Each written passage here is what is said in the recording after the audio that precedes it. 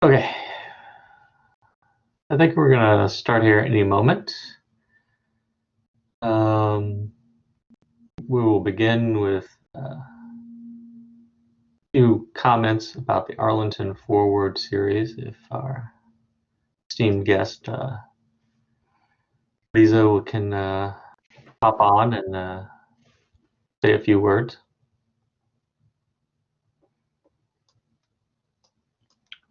Hi there, thanks so much. I hope I apologize if I'm cutting out a little bit, and I don't want to take up too much time so we can get on with the program, but I just wanted to say a warm welcome to everyone. We're excited to launch again tonight another event as part of Mason's Arlington Forward series, celebrating the nexus of all the digital innovation. As you may have heard, we're in the process of developing, designing, and delivering a new 500,000 square foot building on Arlington Square Metro. This building will be home to new classrooms, new community engagement space, new entrepreneurship, and as I mentioned, the nexus of all the work that we're doing in digital innovation in our research and development arena. And so that means not just the work that we do intelligence and robotics and cybersecurity, but the work that we're doing with game design, with the digital policy supporting digital innovation, the role of the business school, the law school, the School of Public Health and Education, all facets of our lives. And so we're really excited to deliver that building in 2025. But until then, we're working to deliver content and community engagement events like today's event, where we hope that we can share digital innovation, both the positive and negative impact of digital innovation on society and our lives, and also welcome you into the discussion, engage with you, get your input, your feedback, and start a dialogue. So with that, I'm going to turn it to our host tonight, Scott Martin, who's Associate Professor in the College of Visual and Performing Arts at George Mason University.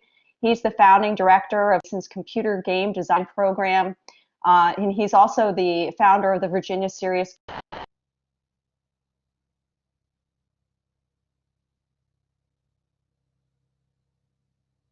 Uh-oh, we may have lost Liza. Oh, well. Yep, go ahead, Scott. Oh, well. So I am Scott Martin, and the last part of that was I am the founder of the Virginia Serious Game Institute as well. So we're going to talk to you. You can go to the next slide, James. So myself, Scott Martin, and James Casey will be presenting tonight how AI can make us all look smarter. It has multiple titles. Also the subtitle, Role of Artificial Intelligence in Teaching and Learning in the Age of COVID-19, but the piece that's missing on the slide as well, you're going to learn a lot about games and teaching and learning as well.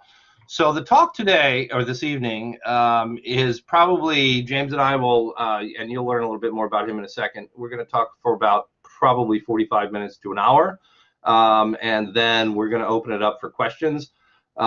If there is a pressing question, or what I like to say when I lecture about certain topics, if you're getting lost, feel free to raise your hand. That's on the bottom of the screen on the right side. Go ahead and click that, and I'm used to being interrupted by students and audiences. So if things get a little complex, or you need something clarified before we move on, feel free to do that, and then we can have a general question and answer session in the last 20-30 minutes or so. Next slide. Actually, you can skip to James Casey. So this is my colleague for our presentation tonight. James, can you introduce yourself? Sure. So I'm James Casey. I went to Virginia Tech before I went out into the world, and then when I went into the world, I worked at various places, but the thing I'm most proud of is I worked at Electronic Arts, making video games for a living. So for over 12 years, I made games of various sorts, from MMOs to mobile games, and I'm the associate director now of the Virginia Serious Games Institute and a professor in the game design program. And I think we heard a little bit about Scott, but anything else you want to hit on there? Yeah, no, I mean, we've heard that I'm the founder. Author, we're gonna. Thing, and it says we can't find anything on Virginia. Look directly. Can we get people to please turn off their mic if they're on, or if you're on a phone, you need to mute it? Yeah, so I'm also, as it says on the fourth bullet point, an entrepreneur, meaning I create enterprises externally, but I'm also an entrepreneur. So I have founded the computer game design program. I think I have the director on here tonight listening to our talk, and the Virginia Serious Game Institute. We don't have in our slides a description of what the VSGI is, but essentially it's a semi-autonomous institute with three components. One is applied research. We actually design, actually build things. We also conduct traditional research, testing and analysis.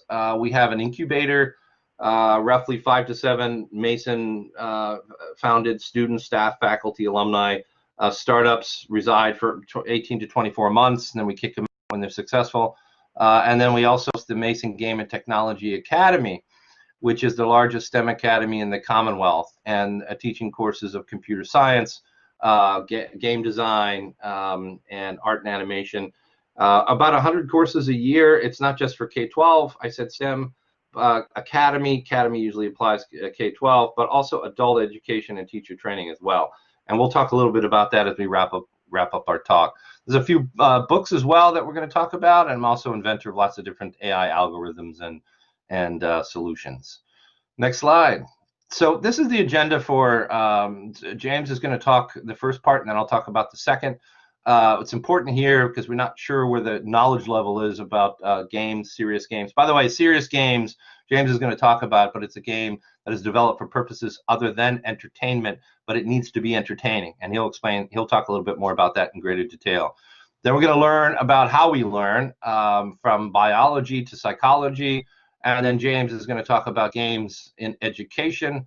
And then I'm going to add the artificial intelligence piece. And then we're going to wrap it up with the pandemic that we're all under, which is why we're not on a stage tonight. And then we're going to talk about ways that you can learn more about what we're talking about, and methods, and avenues and vehicles, and then we'll open it up for questions. So now James is going to take over and define some of the terms before we begin.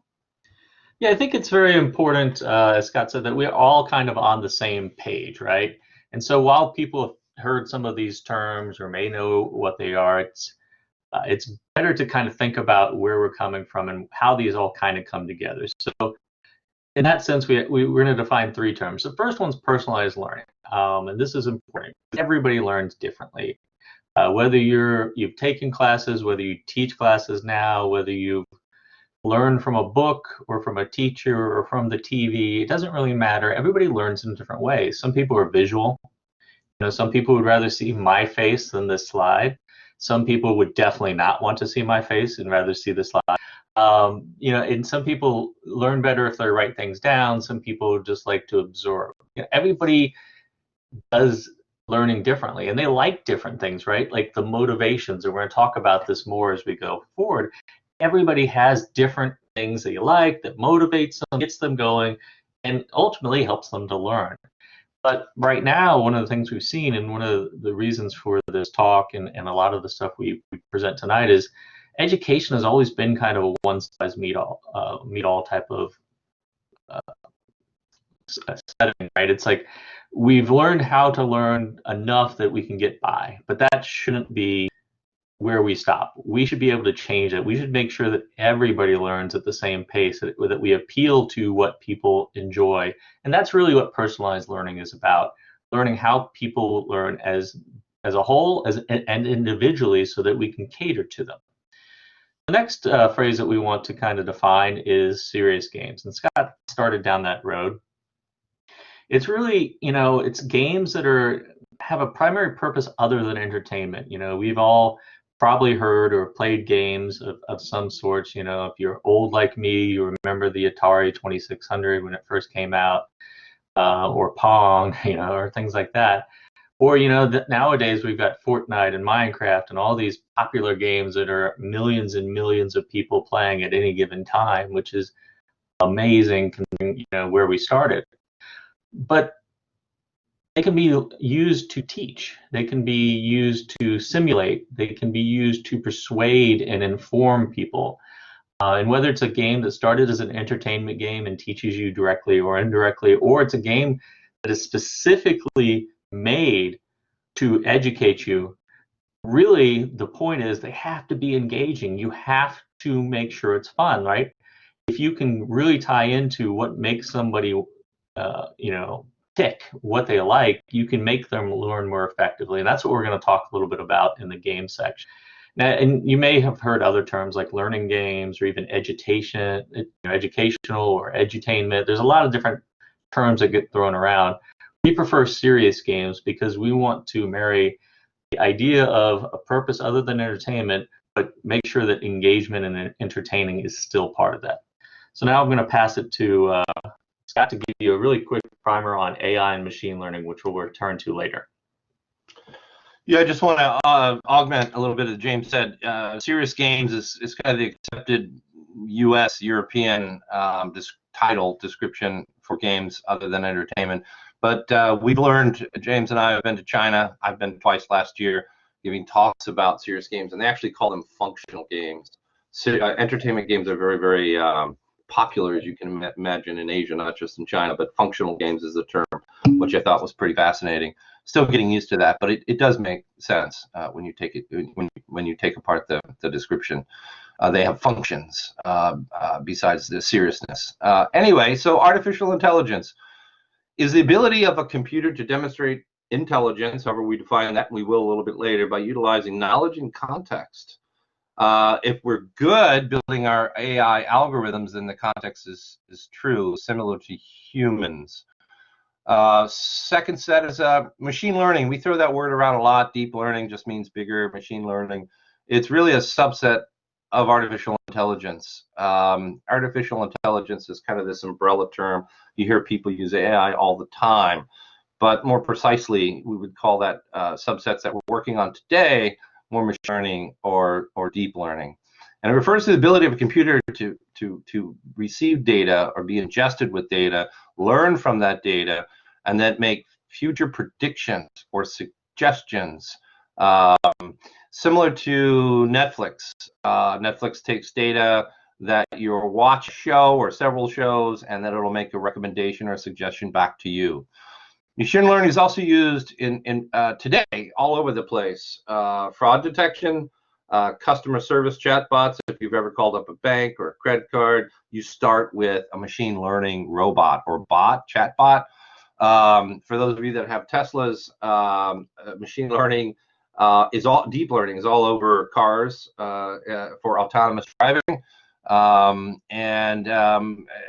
this little piece of the slide says, the promise of the future sentient super intelligence. So the three types of machine learning subset of AI really is the machine learning, which is for a specific purpose, like for instance teaching a machine learning model, multiple algorithms as a model, to learn how to play chess, and then they beat you in chess. Another would be artificial general intelligence, which the model is not just intelligent about one particular task, but actually is equal to a human, AGI, in a particular task. And then there's something called super intelligent, and that's what I'm referring to here in sentient super intelligent computers, and we can address questions about that as well. Next slide. Excellent. So this next section, I'm going to talk a little bit about the learning process so that we can all kind of start from the same point, like how do people learn, things that we're going to keep in mind as we go forward throughout this talk. It's primarily going to be me talking, but I know Scott will interject at certain times because a lot of these slides we've worked on and come up with either separately or together. The topics, we've talked about multiple times, so lots of things, and we don't want to forget anything. We want to make sure that you learn from this talk as well. So the first thing we want to talk about is, look, we all learn. It happens in a lot of different ways, right? I know my colleague mentioned, the recent play Hamilton. That was this big entertainment hit, and how, even though they strayed from history a little bit, there's things that didn't quite happen. the type of music, etc., it still allowed people to learn things that they wouldn't have got otherwise. And games do this all the time. So, you know, there's indirect and direct learning that we get all the time in this world. I mean, it's you can't go by a day without learning something, at least if you're doing things right, I always say, right? But one of the ways to learn better is to know how we learn, and what not only improves, but can be a detriment to how we learn. And with that in mind, it's probably good for us to look at kind of a simple scheme of what makes people learn. And there's a lot of things that come into this, right? There's internal factors, there's external factors, there's different abilities of, you know, biological capacitance. I always hate that word, but it's basically your ability to change and be able to take in information, right? And then there's the type of learning itself. Each of these things basically play on each other, right? And obviously we all know that as people get older, it's harder to learn, right? Because your brain is, not the same as when it was young. When you're a certain age, your brain is in a different state and it's primed for learning because it's taking in information it's never had it before, right? As you get older, it's kind of learned, it's set in its ways, it's made those pathways, and it's basically worn in. It's like a rut, right? You've determined how learning happens, so making change is harder. And then there's lots of other factors. And then, of course, external factors. I saw somebody asked a question. Why don't we come back to the AI question when we get to that section, Andy? Thank you. There's external factors, right? Like the society we're in, the situation we're in, the ability, how the information is presented to us. And then there's some internal stuff with capacity, right? And we're going to talk a little bit about this. We're going to talk about cognitive processes and the ability to balance how people learn based on their ability to learn and all the stuff that goes into that. And then finally in the last bottom box, learning itself plays a factor. We've all had great teachers, right? You all remember that one teacher that really stood out because of the way they taught, the enthusiasm or the knowledge or the expertise, or they were funny. There were certain things that came together, right? And in the way they presented the information, it wasn't just the person, it was also the way they presented it. And so when you think about this information, this graphic might look very daunting to some people, and some people will be like, oh yeah, got it, understood. But even how we present information on these slides is an example of how we structure learning and we structure ideas. And all of this kind of comes together when we talk about cognitive balance. James, before you start, I just wanted to add that the reason we use the term capacitance is it's actually parallel or an analogy to an electronic component of a capacitor, where you have two plates of a capacitor, for those of you that study physics, electronics, or electrical engineering. And it has two plates that hold the charge. And the charge is a steady state, but then they either increase or decrease that charge and move. And obviously the decreasing is through on the left-hand side of the previous slide, and increasing is information that you're learning, external and internal. So it's either you're discharging or charging that intellectual capacity biologically. Anyway, sorry. No problem. And so when we talk about cognitive balance, it's looking at ways, and I just mentioned this, how to teach concepts in ways that you don't over or underwhelm the learner. This is vastly simplifying, all the different components and things that can kind of influence it. But really what it comes down to is, and we've all had this, right? Like you get presented too much information too fast and you tune out. Or something is so simple or remedial that you're like, I know all this, so why do I pay attention? We see this in classrooms all the time, right? You look at the kids that are troublemakers, and sometimes it's because the stuff that's being presented to them is so simple they get bored, and then that causes problems. And so there's this balancing act. And when we're talking about that, one of the things that we like to talk about and kind of go into is this idea of flow. Flow can occur in any activity, and we've studied it in fact in games and learning, etc. And it's this kind of idea that once you get so into an activity, whether it's games or driving. I mean, who hasn't been driving down the highway and then all of a sudden realized they were like miles down the road, right? Because you kind of focused, just got into this kind of area. That's a little weirder. But the same thing happens in games. You get in this kind of mode where it's like it's just works. You've not gotten too hard. You're not gotten too easy. Your skills are at the right level for what your challenges are right now. And the same thing can be applied to learning. That's you go to a classroom, right? If you went in, your first introduction to math was high level algebra or calculus, you'd be lost, right? But if you start off with the building blocks, like most people do, then that's a way to start. But again, if you've been taught that at home previously, that might be too easy for you. So teachers have this amazing balancing act that they have going on, where they're trying to figure out how do we assess the skills of not only all our students, but even individual students against the challenges that we're presenting them. So that's where it kind of ties into personalized learning, and we come back to that, and where AI is going to help us is we can look at individual people's skills. We can look at the individual challenges that we need them to learn or accomplish, and we can hopefully get right down that middle channel and achieve a flow state where they're engaged, they're interested, they're learning, and it's effective. And by doing this and maintaining that flow and working within this cognitive balance kind of schema, we can make people learn better. And studies have shown this. There's a lot of research. We can go into that, but we only have so much time for this talk. Right,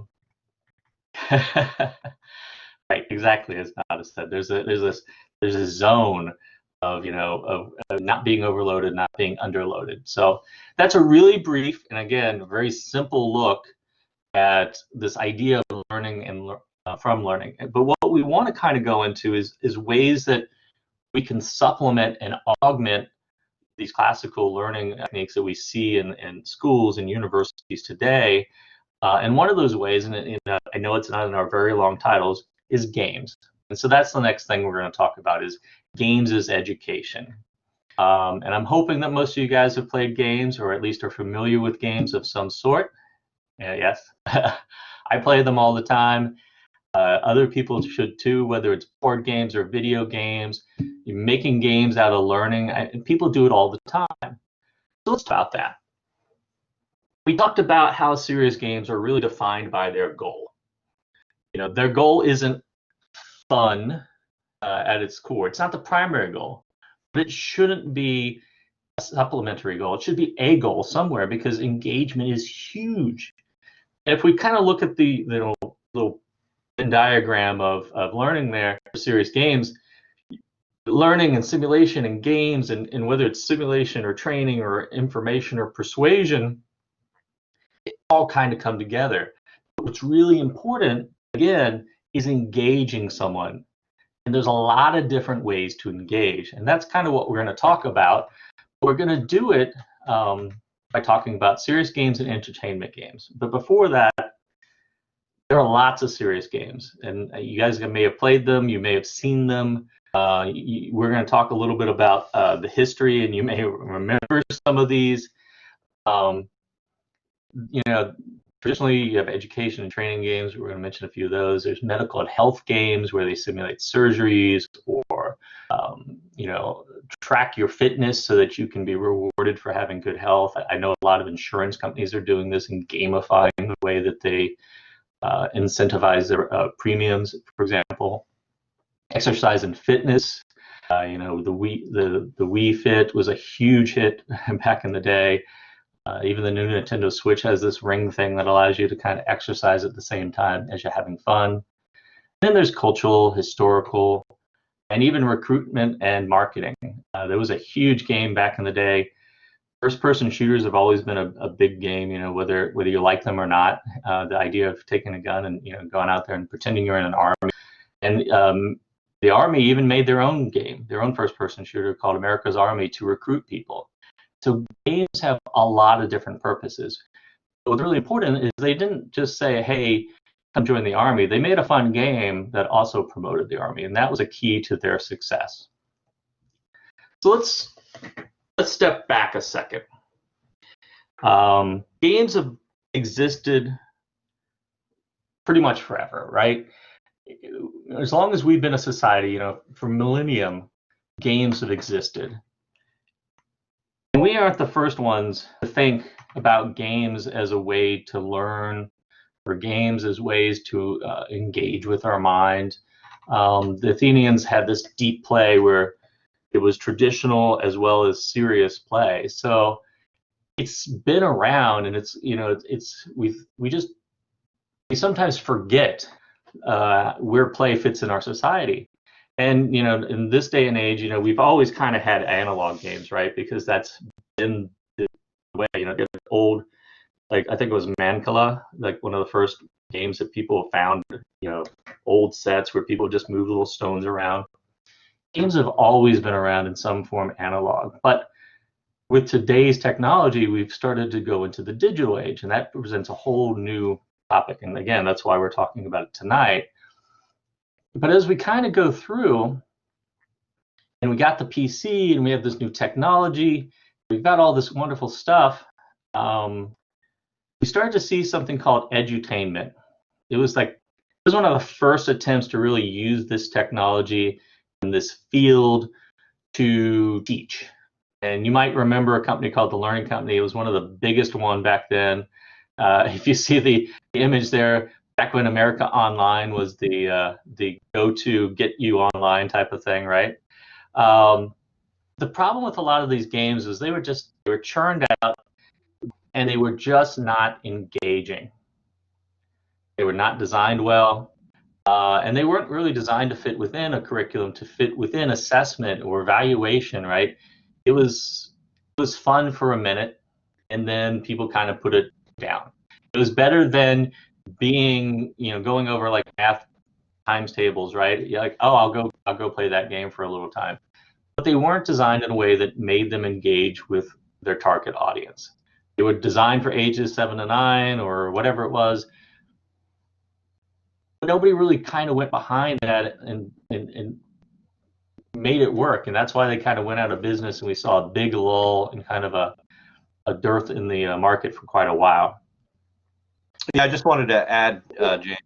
So for those of you that watch Shark Tank, Mr. Wonderful, Kevin O'Leary, is not the founder of the learning games, but he purchased it in the early 90s, and he built it into a multi-billion-dollar company, and then sold it off. That's how he made his fortune, was actually the learning game company. What the problem was, as James said, that the games themselves were fairly boring for kids. I mean, when he sold off the company, I'm not going to mention who bought it, but it's still around today. But what they didn't realize and wasn't disclosed during the acquisition was that folks would spend a lot of money. Parents would spend a lot of money on these CDs, but the kids would play the game once or twice and were bored. They weren't very engaging, and they had no assessment tied to them for the most part. Very little assessment. So parents didn't know, and kids didn't know really if they were learning or not. And so, as James just said, I mean, after the learning company bombed, there was what we call a serious games winter that occurred for a long time. And so now a lot of the serious games or learning games have an assessment engine built in, so one can evaluate whether the kids or adults are learning. Anyway, that's all I wanted to add. Oh, no problem.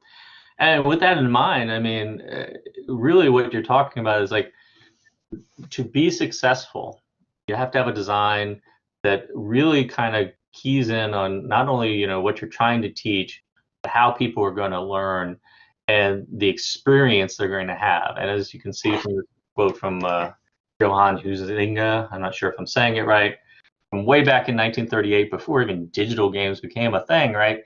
The experience is the primary phenomena, in that what we get from it is based on the quality of the experience. And a lot of things go into that. And then before we get into why we're going to look at games, in 18th century French philosopher Jean-Jacques Rousseau put it to a young adult: work or play must be all one. You can't really separate them out, right?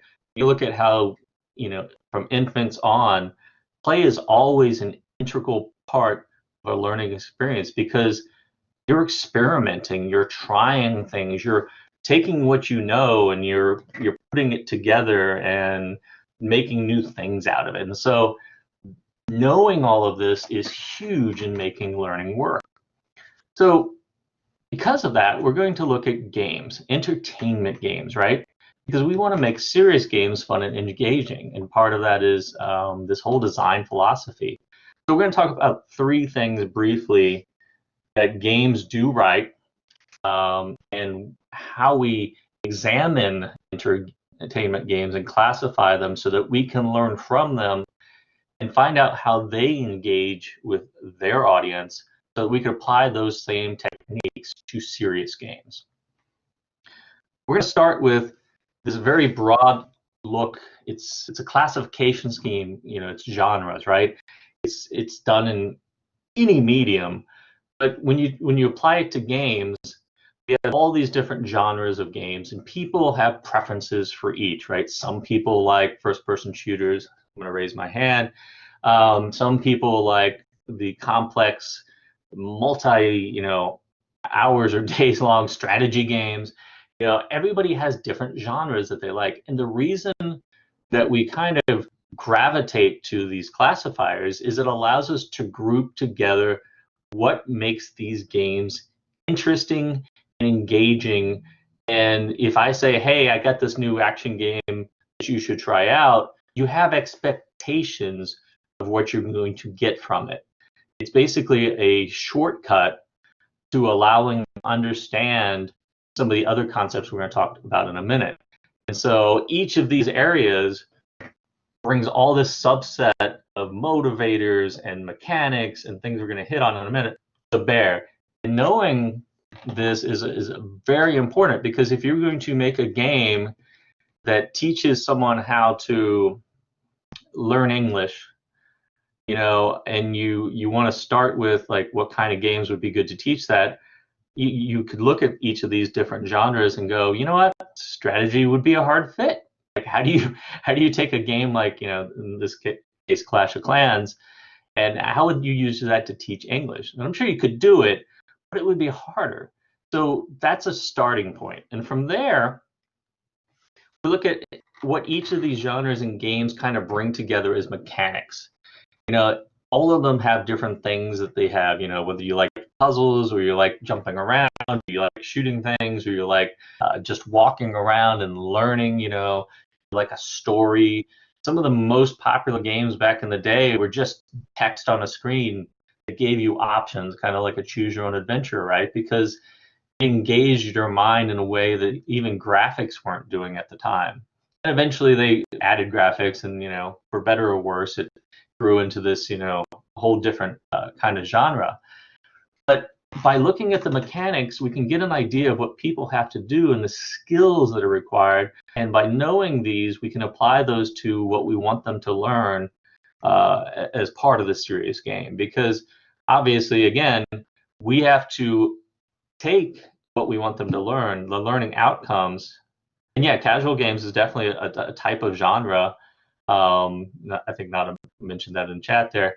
And each of these, again, genres can be defined differently by different people, so you kind of have to, look at the whole. But each one brings a different demographic and different engagement and different motivators. And so we get to the last piece that we're going to look at, and that's the motivation. And so each of these that we look at here may be appealing to everybody. They may be appealing to some. Some people like to play games and compete against other players. Some people do not. Some people would rather play a collaborative game than a competitive game. I mean, this is not, this is not new to digital games. Look at board games. There's a whole genre of like European board games where collaborative gameplay is more important than the competitive, I want to win at all costs kind of game like a Monopoly, the friend and family killer game. And then you look at games like Pokemon Go. It's this exploration, it's collection, it's getting them all, right? It's the collect them all mentality that Pokemon brought to the table, or progression, taking something that's small and growing it into something huge, like a Sim City or, Farmville. Yeah, lots of love, right? It's funny because, I play a lot of games myself, and even when I try to analyze some of my own motivators, and you look at a game, you're like, this is essentially a job I'm doing, right? I'm upgrading this, I'm waiting some time, I'm spending some money, I'm upgrading, I'm spending some time, I'm getting some money, and it's like a job. But if you start to really boil it down, you could really get cynical about it. But at the same time, it appeals to me on some of these primal levels of like, I want to have the cooler stuff, I want to collect this, or I want to beat someone. And if we take these motivators and we distill them down and we figure out how people learn, and go, what, if these people really like collection and we want to gamify something and we put in some things for them to collect, that will motivate them to want to learn more. Like, I'm going to go through all these lessons because I'm going to get these things and I'm going to get this. And so really looking at how people learn and what motivates people need to go hand in hand. That's really what we want to take and learn from games. And so if you take all this kind of together, and you think about like entertainment games, right? You have the normal stuff, right? Is it fun? How big is it? How much does it cost to develop? Who's going to play it? Will people play it? Will they buy it? How much will they pay? There's a lot of considerations that go into an entertainment game. But at the same time, when you think about a serious game, you have a lot of the same stuff, right? But you have to then go, will people play it? Do students play it? Will teachers allow it? Does it match learning goals? Can you assess that they've learned or they've achieved what you wanted to do? So the way you design each of these games is different. At the core, the motivators still need to be part of it, and the learning outcomes need to be a part of it. And we got to play those together. And so taking all this together, we need to design them. And we take that kind of idea of what are all the different inputs that people have, and how do they make memories both short-term and long. And this is a very simplified, again, idea of like this kind of cognition model, right? We're taking information in and it comes through our different senses. And you see virtual reality and augmented reality is this new innovative way to appeal to our senses in ways that traditional games haven't. But does it actually affect our memory? Does it actually affect the experience that we come back to, right? Because again, the experience is really what drives, will they learn? Will they take away what you need? That experience has to be tailored to them. It has to be personalized, or at least allow them to be engaged by it. And so again, I'm not going to go through this whole chart. We're actually going to hit a little bit more on this probably when we get to the AI section. But we really just wanted to give you an idea of like, how do games add to the learning environment. So with that in mind, I'm going to shift gears and stop talking for a moment and let Scott take over and talk to you guys about artificial intelligence. Yeah, before I began my section, I wanted to open it up because that was a lot. Yeah. Lots of things covered, and open it up for specific questions for James before we move on to the AI section. Nada has a question. It's not a question, it's a comment, but it's also kind of a question. Different, yeah, between gamification and serious games. Yeah, gamification is a very different thing than just serious games in general. But in the same sense that gamification is allowing us to take elements of games and apply them to situations or learning situations or other factors. Again, serious topics like health or medicine, right? Behaviors, and rewarded them by looking at their motivators. So in that sense, you're looking at what motivates people, and you may not create a whole new game to address it, but you may take those motivations and add schemes or processes or rewards for, like you said, extrinsic motivation, and making that how we get them to do more, learn more, become engaged with it. Excuse me. So in that sense, while they are vastly different things, and a lot of people get gamification and serious games kind of confused because they're games. At its core, there's still always, I think if we're looking at motivations and how people learn, it's attempting to do the same thing just in different ways and in different levels of integration. If that makes sense. Yeah, I would only add that gamification is applied in many cases to non-games, as James said, for motivating purposes, well, to kind of superimpose. Sometimes it works, like in HR training or something, badging and awards, and sometimes it doesn't, because again, it's not integrated well. It's more the superimposition, in many cases over a standing task that's boring. So yeah, gamification was a big buzzword last decade. It's kind of dying out, I think, a little bit, just because a little bit. Yeah. Look at things like Fitbit. Fitbit was rewarding people by hitting social things. Peloton, right, is this big, huge thing because it's tying into this social mechanic that people like. They're joined in. They're doing it cooperatively, and they're also got leaderboards. And so this is, they're hitting motivators in a way that we didn't think of in the past, which is good because again, nobody really likes to exercise until they hit a certain point, right? And it's like, oh, I love those endorphins now. But the vast majority of us aren't into exercising unless we have to.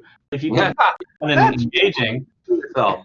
Yeah, I know. Maybe I'm just speaking for myself, but All right.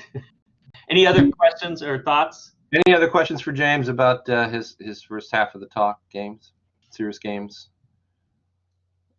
Okay.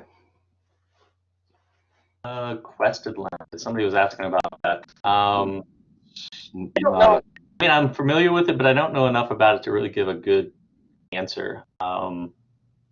We can come back. Let's move on and come back to that potentially. So. Okay. Go to the next slide. So now what we're going to talk about is a little bit. I'm going to give a primer for those of you not familiar with artificial intelligence, except for the buzzword and the umbrella term being thrown all over the place. But let's start at the very beginning. Like games, I should say education games, specifically education games, AI has gone through a bunch of different winters as well. In the 50s, there was a group of mathematicians and logicians, those are people that are good with logic, that got together in Connecticut, thought that they could solve human intelligence through mathematical problems within a summer. It didn't work, and then there was an AI winter. And then roughly in the 80s, somebody named Marvin Minsky, who actually attended that first conference in Hartford, Connecticut, came out with a very powerful treatise and lots of papers about the mind and the brain, and how he came up with an analogy of how the human brain processes information as cognitive agents. The problem was it was all based on pure logic again, and we don't necessarily process information based on short-term, long-term memory, the graph that you saw James put up there, and retrieve that information and then process it with current information logically at all. So after that failed and those models failed, we couldn't replicate human intelligence. Now there was another winner, and now we're in a new phase. Someone asked earlier about augmented artificial intelligence. Yeah, to a certain extent, when we're talking about chatbots for customer service, things like that, yeah. But when we're talking about self-training models to learn how to play chess or Go and beat humans, that's not augmented intelligence. That's really just machine learning. Again, a subset of AI. It's not really you're not really augmenting human abilities, because it's independent and self-sufficient in that respect. To play a human against a computer, you're not really augmenting the human's intelligence. You're embarrassing the human's ability. So let's talk about the history again. Artificial intelligence was really the early part, and even today is based on biological neural networks. So to take you back to your early biology, to the left I have a neuron, a biological neuron, and there are three parts: the nucleus, the axon, and the dendrite. It's very small, but in any case, these neurons synapse connect to each other, and you get a little spark of voltage in a synapse between an input and an output of a dendrite and an axon, and then that signal is transferred between cells. So the early models, and even today with neural networks, we try to replicate that process, and we even try to replicate it when we talk about deep learning as levels, those synapses, and the deeper, the more levels, the deeper it is, called deep learning. So what I did is I created this chart between, I don't know if you can see it, between the left, neurons, dendrites, axons, and the synapse. And then I transposed the neuron to a node, and I think you can see the nodes, which are the hidden nodes within an artificial neural network. And then dendrites are kind of the inputs, axons are the outputs, and then the synapses is the actual weights. And what I mean by weights, it's truly what a weight. You weigh the information coming in as strong or weak. It's all mathematics, but that's basically, and if it's strong, then you're emphasizing that input, and if it's weaker, then you're de-emphasizing that input. So that's really neural networks, artificial neural networks, early AI in a nutshell. Next slide. So there's different types of machine learning. There's different types of platforms. There's different types of frameworks. Some of you know TensorFlow, PyTorch, SageMaker. Those are kind of platforms, frameworks, but there's also types. And these are the different types. So the first one is supervised learning, and it's where a machine is given labeled data, identified data, based on output results. So if you input something, and say a whole bunch of pictures of different products. Actually, if you can go to the next slide, I think that'll make more sense. Yeah, so I want this new model to identify a bicycle, but I input the data with a dog, a bicycle, and a car. And then it goes through the hidden layers as the input, and the output, I identify I want a bicycle. So every image, outside image, internal images, edges, if you will, as I keep training this model, slowly, it's going to identify a bicycle if I keep training it. And I say, no, this is manual. So you can go back to the previous one. So that's kind of supervised. It's trial and error. It's good for fraud detection, spam detection, which, as you know, is not really good these days. It's getting better. Image classification is incredibly important, certainly in autonomous driving. And then also, unfortunately for some of us, it's used for risk assessment and credit rating stuff. Again, pretty much supervised initially, the model. And then we move to unsupervised. And unsupervised is where a computer is given training data that initially is labeled, but then is unlabeled without any human guidance. This scares some people sometimes, because this is where we hear that the models themselves and the weights can actually adjust and create bias. There's always going to be some bias. Yeah, but correct. AlphaGo was unsupervised over time. But it was also reinforcement learning. I'll get there in a minute. So text mining, face recognition, you can see the big data visualization, biology, analysis. Unsupervised learning is known today for diagnosing X-rays. And lung cancers and things of that nature are used today to identify tumors or potential tumors, which are known at this point to be more accurate than the actual diagnostics. So that's pretty impressive. And then reinforcement is when a machine interacts with its environment, all the data that you're bringing in it, and performs actions and learns by trial and error without you there getting smarter and smarter and smarter. So really the AlphaGo example was more of a reinforcement learning. Again, these kind of you can't just start with reinforcement learning without any guidance. There has to be initial guidance, a human interaction, involvement, and then move to the supervised and reinforcement. So there has to be some framework that's initially created or some previously trained data of a model. Next. So this is again, this is how we train or how models learn. As I said, this is kind of this is the supervised learning, but it could very well be unsupervised, and eventually it can be reinforcement learning. This is used in facial recognition as well. This can be used as any model visually, but also machine learning can be used for other things like anomaly detection in sound and audio. A long time ago, James is familiar with this. There was a company approached me to try to detect manufacturing robot anomalies before in their mechanics before they break down. And so what one would do there is set up microphones through the factory and then try to determine what's a steady state and what's a baseline of a normal, healthy sounding robot, and then have recordings of when it's before it fails and then where it fails, and then use that data to train a model to then detect predict future failures of that robot.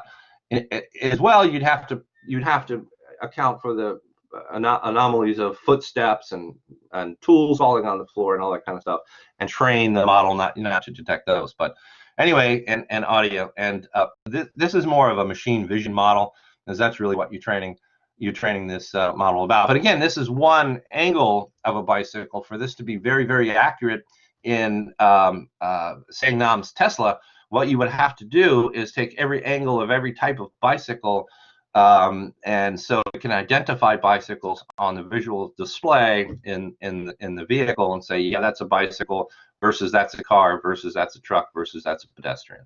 So it's a lot of work. The big problem with AI is the amount of training. Sang has a Model Y, by the way, and I don't have any stock in Tesla. So, and it's really the amount of training and the time it takes to train these models before we can get to the reinforcement of the unsupervised. Next slide. So here's a few examples that I've worked on with James in using AI or AI versions, learning algorithms, optimization algorithms.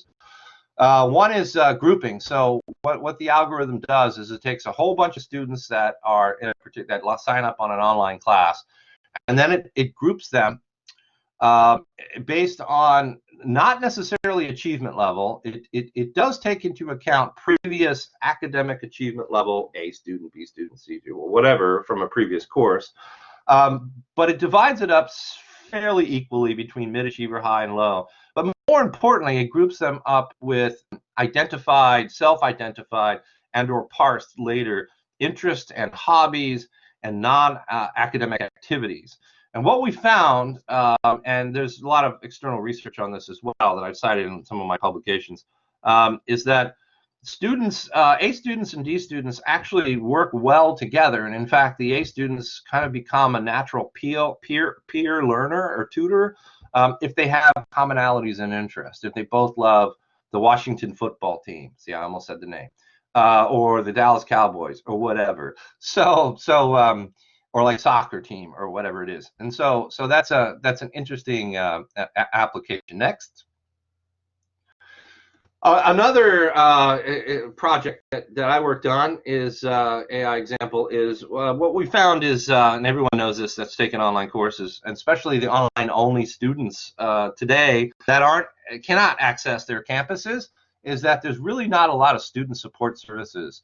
And what I mean by that is advising and counseling and even mentoring in some cases. Taking these online courses, you don't really, there's not really access to the counselor that you need to talk to about your future, your advisor necessarily about what courses to take, or maybe you're in the wrong major, or maybe you need somebody that you need to bounce information on.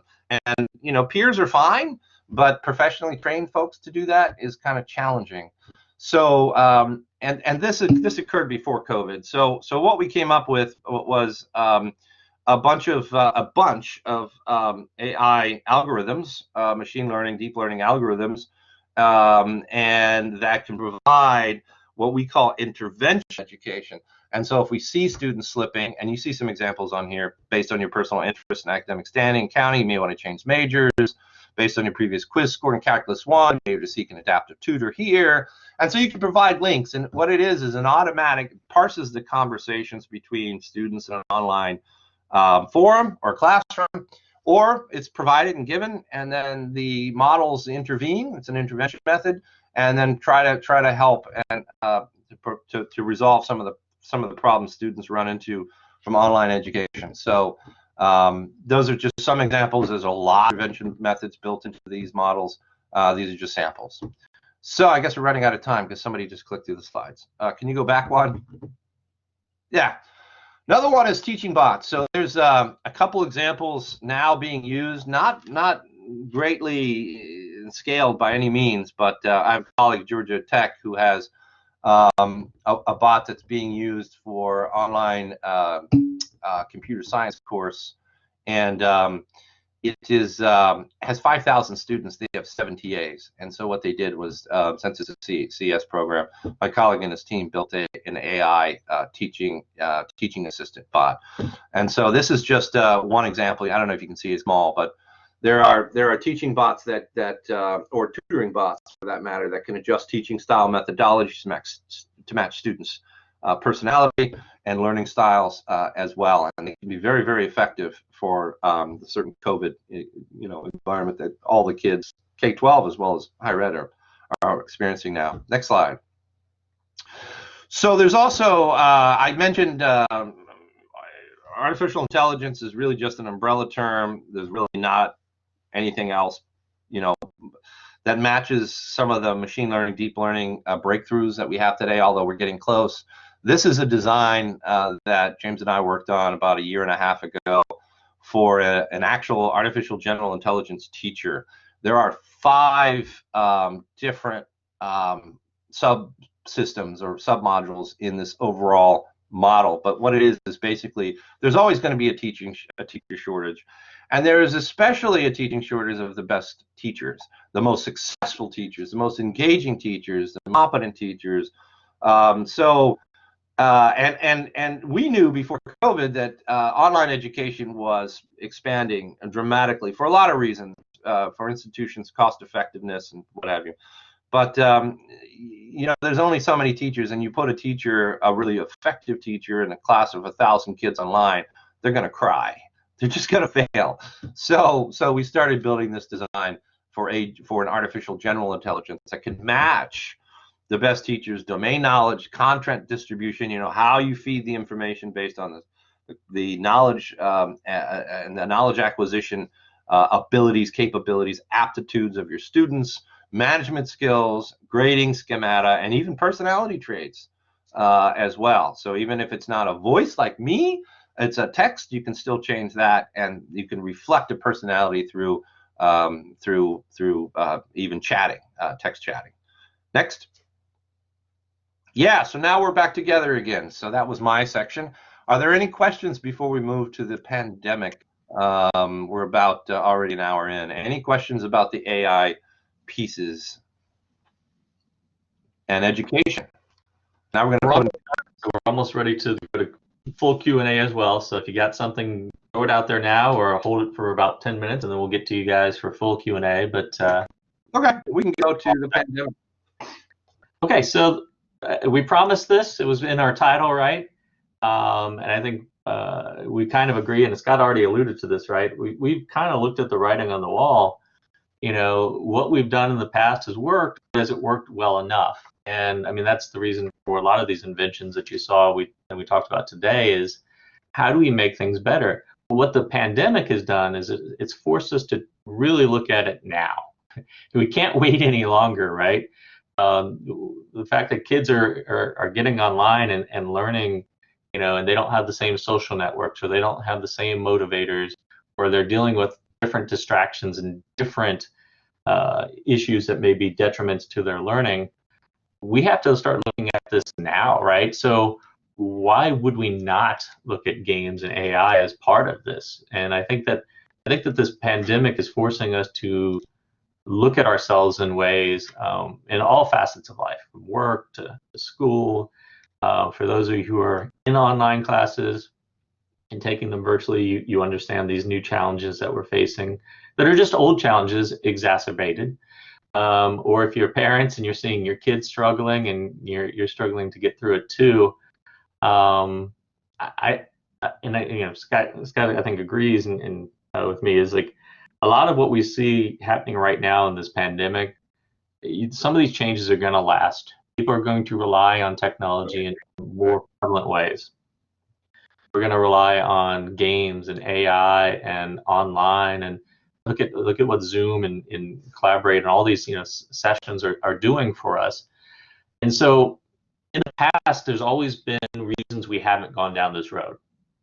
Money, people being afraid of technology, people being afraid of games. They've always thought of games as distractions versus additions. And so risk aversion in general in education, whether it's K-12 or it's public, higher education, has a lot to do with budget cycle. Once a year and projected enrollments, and there's a risk. The old model just continues. Yeah. So in the past, I've been like, no, it works, right? It's not broken enough. Don't fix it, right?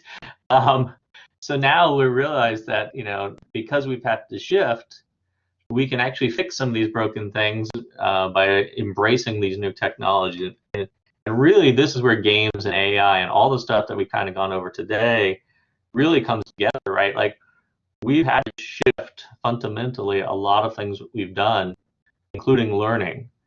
So why not learn from this whole thing and actually do better now during the pandemic, but also in the future? There's no reason we can't adopt all these things that we talked about today sooner than we expected out of necessity, but that's a good thing.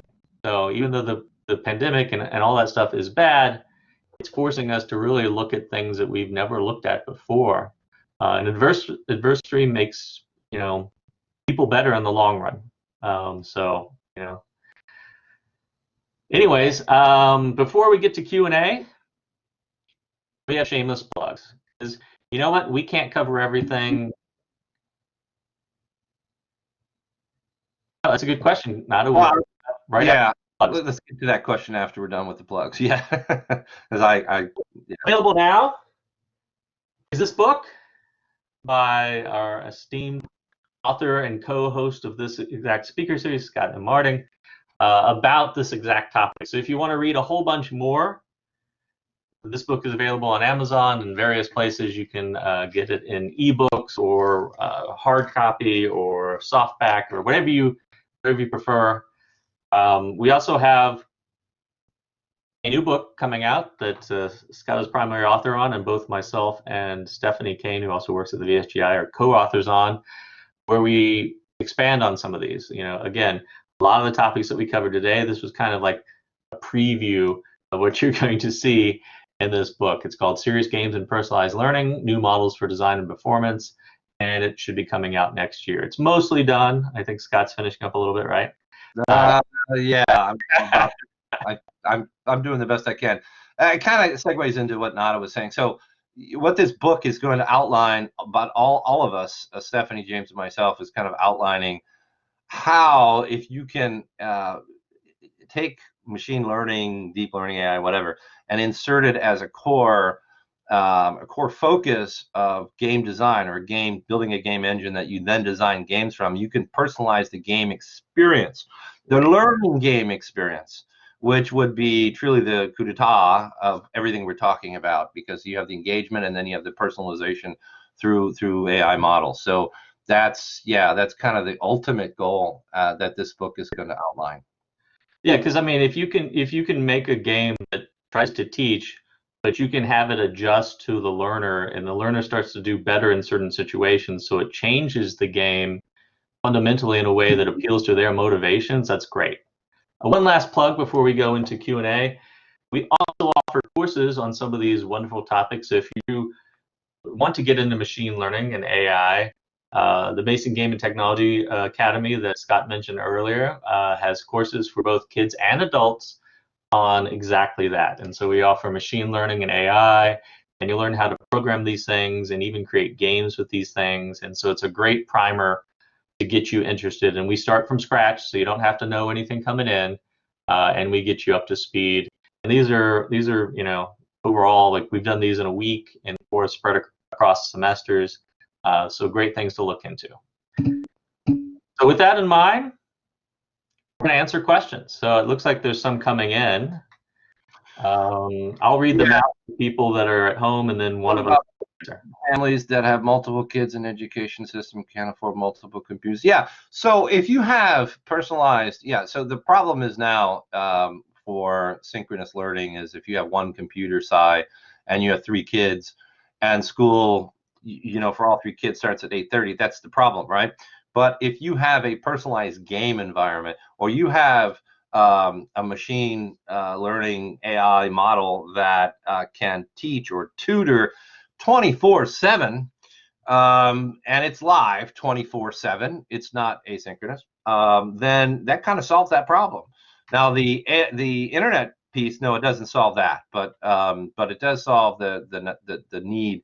I will tell you that I'm writing in the chapter I'm working on streaming a learning game engine from the cloud. Okay, there's game streaming, fairly successful. It's a little iffy right now, but it's basically you're streaming a video, and then the inputs go back to the cloud, processed in the game, and then streamed in a video, decoded and encoded. But anyway, what that allows is any device you want to use, a laptop, a phone, any kid can have the same information anywhere, even if it's old, even if it's a Mac and the learning game is for PC. It really doesn't matter because it's streaming video to any device, and then you encode it on what we call thin device. So that problem of really equalizing educational opportunities is about to be solved real soon, and we talk a lot about that in my book. Jacob's question. Go ahead, Jacob. Real quick on that. I think also, Sai, one of the reasons that, going back to the topic of the title of this talk, right, is I think the pandemic is forcing us to face some of these issues of quality of education, like people not having access to internet or computers, because this was always a problem. There's always been an issue that people have had. It's just become more of a forefront. So that's why we've seen people, free Wi-Fi places. Elon Musk is trying to put up broadband for everybody via satellites. There are people that are trying to solve this problem, and it's being forced to be solved for us quicker and faster and without as much, red tape as before because of this pandemic. So again, it's one of those mixed blessings that I think we're seeing, and because of this technology, that will make it even better for people. So, Jacob, the question that you have is actually not applicable because AI is not going to determine how much time each kid gets, because each kid's going to have their own AI tutor available 24/7. So there is no, they wouldn't intervene and say, well, you've had 2 hours of me, now you can't do it. There's no reason, right? It's free, and I mean, it's as long as it's being served off a cloud and somebody's paying for that, and you have internet. There's no risk. It's literally a live sharing. But yes, the next question, you might be able to answer this better, Scott. Why is Python the language of AI? It's essentially Python is being used for AI today because C and C++ is complicated. C++ is object oriented, but it's really complicated, and it's really hard to learn and be proficient in. So Python is actually really simple for the most part. It's a programming language, but technically compared to C, it's a scripting language.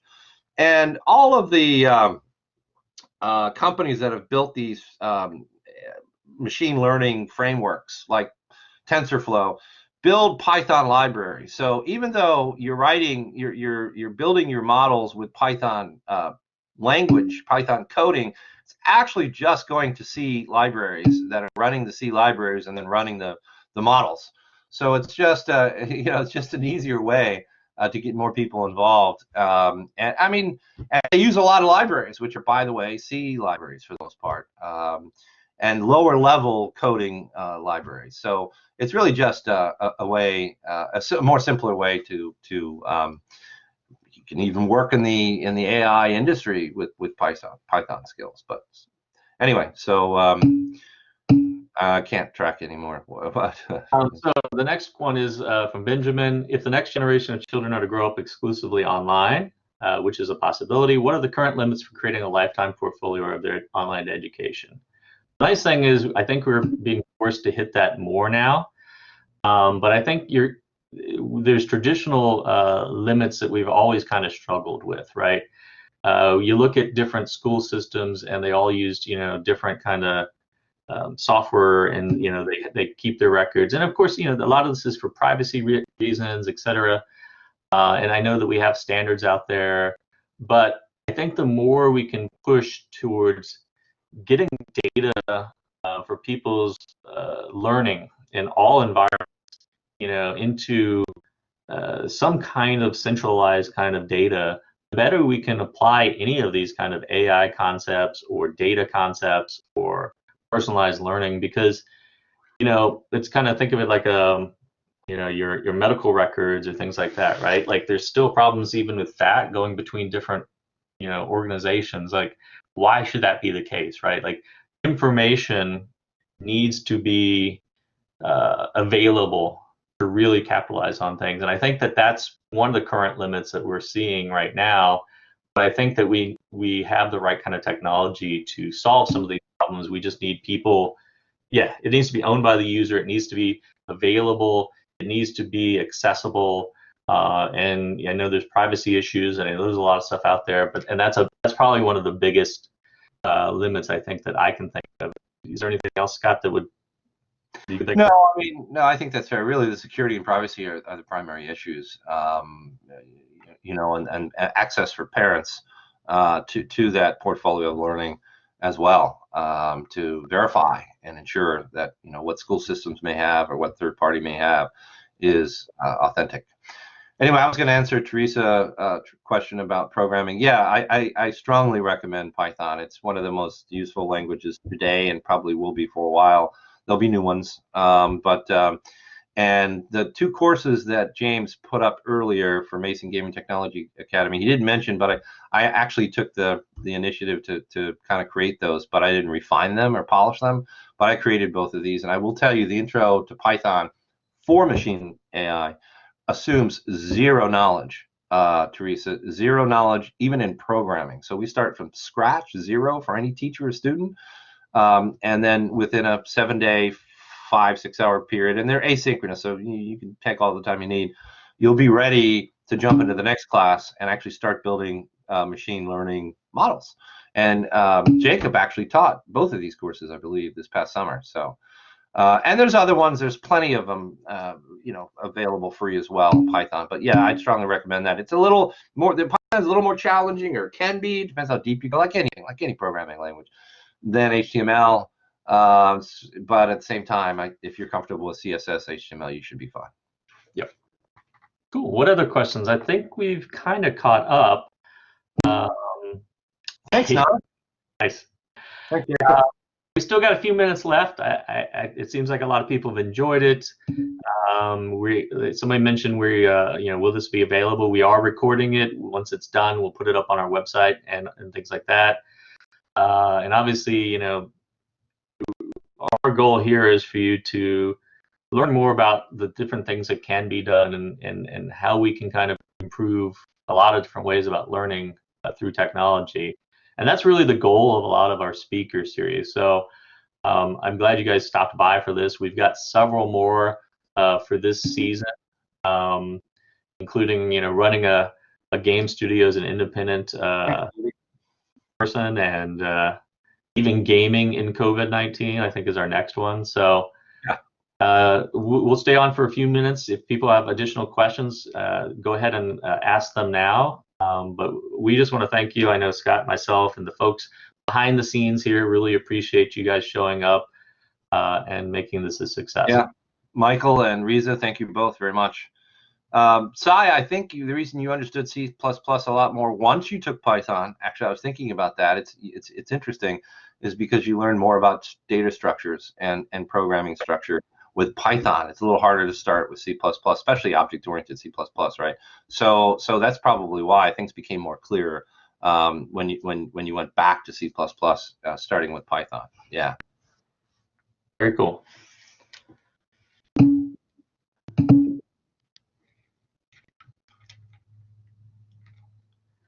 Benjamin, yes, if data privacy were no longer an issue and you could get data from, and just have that historical information about folks,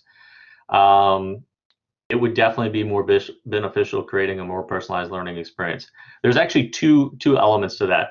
One, existing data and privacy and those issues were no longer an issue. That's great. The second issue that we didn't talk about is making sure we actually are collecting the right kind of data and actually collecting the data, right? Because a lot of what we see at the end of the day for any particular course is grades. Okay, they took this class and they got this grade, and honestly, that's about the only data we collect. But in the scheme of things, if we really want to do better, it's not just knowing somebody got a C in a class or an A in the class. That doesn't tell a whole story. There could be other factors. There could be other things that were occurred. There could be parts of that class where they learned very effectively. And if we had the data like about individual grades or individual actions that they took, the more data that we can then, and I know that starts scary, like you start getting all this data on people, right? And I think that's the next step. Once we solve how to get universal kind of data, right, exactly. How do we accurately assess someone? What data goes into that?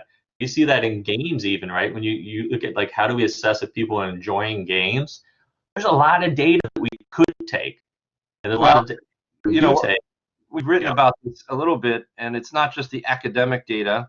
As James said, it's the grades, and then it's the attendance. But you don't really get very good insight on how a student learns or doesn't learn, or what the issues were when they did earn a C. But there's a whole spectrum of pieces of data that James is referring to. There's academic, there's non-academic, there's personal, and there's social. I mean, how all of us know that when there's something financial or personal going on, how that affects our academic achievement. It could be negative, and then there's other things. A birthday's coming up, or just received, how the positive can affect our academic achievement.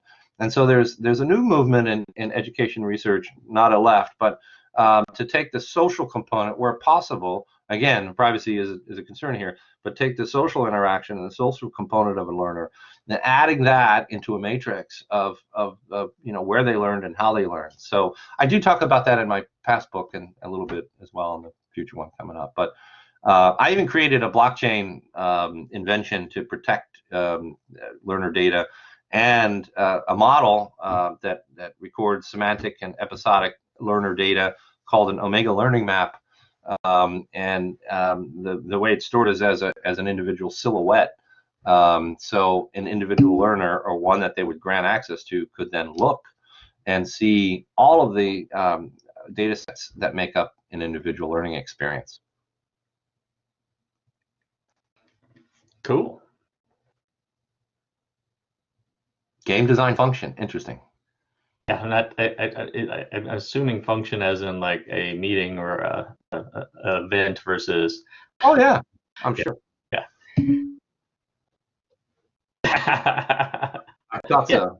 Yeah, that does, yes, that could make sense, because we talked about game design and it is definitely a function of that. So, any last questions? We got just a few more minutes. I know people are kind of signing off and we're winding down for the evening, and it's a little late at night and it's dark outside. But if you've got anything last minute, go ahead and do it. Otherwise, again, thank you for showing. Yeah, thank you all very much. Thank you for showing. And appreciate it. Have a great evening. Take care, everybody.